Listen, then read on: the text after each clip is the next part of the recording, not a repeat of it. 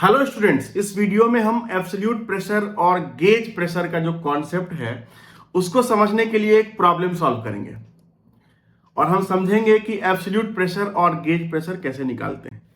तो ये आपका प्रॉब्लम है। क्वेश्चन है कि what are the gauge pressure and absolute pressure at a point 3 metre below free surface of a liquid having density of 1.53 into 10 to the power 3 kilogram per meter cube if the atmospheric pressure is equivalent to 760 millimeter of mercury. The specific gravity of mercury is 13.6 and density of water is 1000 kilogram per meter cube. तो इस question को ध्यान से पढ़ लीजिए। इस question में हमें गेज प्रेशर निकालना है और एब्सोल्यूट प्रेशर निकालना है। तो क्या है कि एक लिक्विड है जिसका डेंसिटी दिया हुआ है 1.53 into 10 to the power 3 kilogram per metre cube. ठीक है, तो इस लिक्विड के सरफेस के 3 मीटर अंदर क्या होगा एब्सोल्यूट प्रेशर और क्या होगा गेज प्रेशर, ये हमको निकालना है।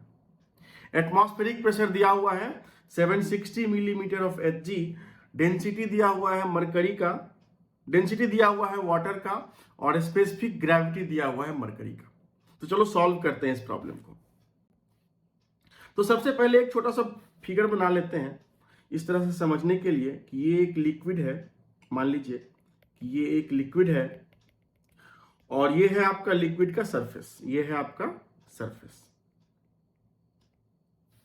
इस सरफेस से 3 मीटर नीचे यहां पे एक पॉइंट है 3 मीटर डाउन, और इस पॉइंट पे आपको निकालना है, पॉइंट ए पे निकालना है आपको कि एब्सोल्यूट प्रेशर क्या है और गेज प्रेशर क्या है। ये दोनों प्रेशर आपको निकालना है। तो बहुत सिंपल कॉन्सेप्ट है। तो यहां पे दिया हुआ क्या क्या है, तो दिया हुआ है आपका डेंसिटी ऑफ लिक्विड, लिक्विड का डेंसिटी दिया हुआ है 1.53 into 10 to the power 3 kilogram per metre cube.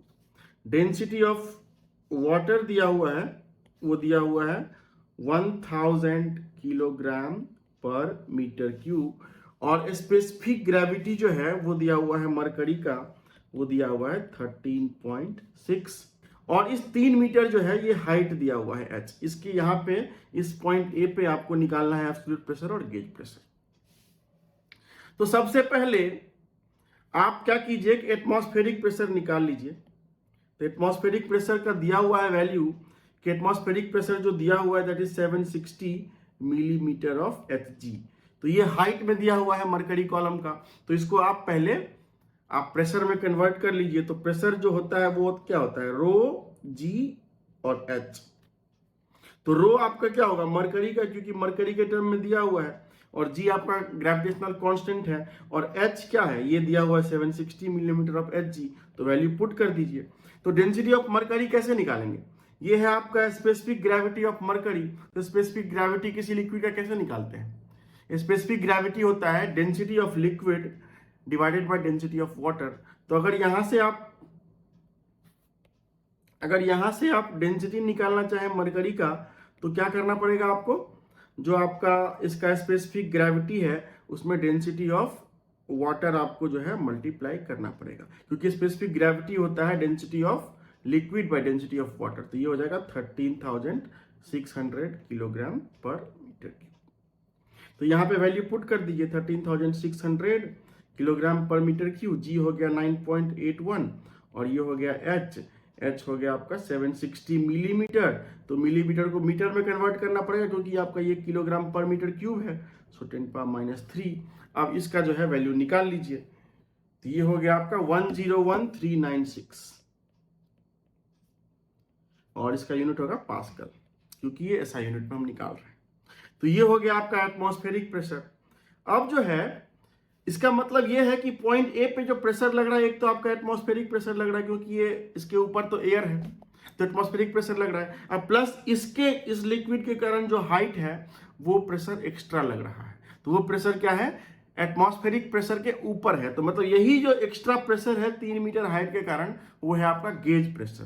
तो अब गेज प्रेशर कैसे निकालेंगे? तो पी गेज जो होगा आपका, वो होगा डेंसिटी ऑफ लिक्विड जो दिया हुआ है इंटू जी और इंटू एच ऑफ लिक्विड। तो आपका डेंसिटी ऑफ लिक्विड दिया हुआ है 1.53 इंटू 10⁻3, जी हो गया आपका 9.81 और लिक्विड का हाइट है 3 मीटर। तो इसको मल्टीप्लाई करके अब निकाल लीजिए 45027 पास्कल। तो अब देखिए एटमॉस्फेरिक प्रेशर निकल गया, गेज प्रेशर निकल गया, तो एब्सोल्यूट प्रेशर क्या हो जाएगा? एब्सोल्यूट प्रेशर का फॉर्मूला होता है atmospheric pressure plus gauge pressure. तो दोनों को ऐड कर दीजिए। एटमॉस्फेरिक आपने निकाला है 101396 और गेज हो गया आपका 45027, इस दोनों 146, तो ये हो गया आपका 146,423 और ये हो गया पास्कल। तो ये हो गया आपका आंसर। तो एक हो गया आपका आंसर ये और दूसरा हो गया आपका आंसर ये। तो अगर आपको ये क्वेश्चन समझ में आ गया, अगर आपको एटमॉस्फेरिक प्रेशर गेज प्रेशर का कॉन्सेप्ट समझ में आ गया, तो इस चैनल को सब्सक्राइब करें और इस वीडियो को शेयर भी करें।